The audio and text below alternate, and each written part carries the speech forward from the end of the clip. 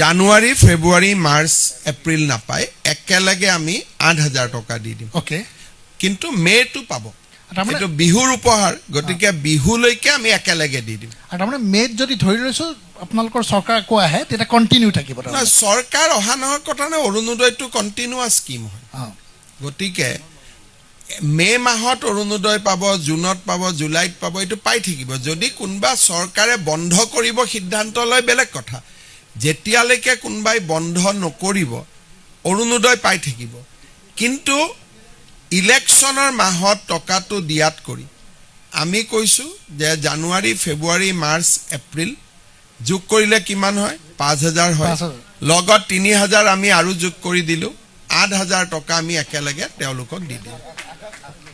মেৰ পৰা আকৌ কিমান টকা হ'ব মেৰ পৰা আকৌ ১২৫০ হৈ যাব মেৰ পৰা আকৌ ১২৫০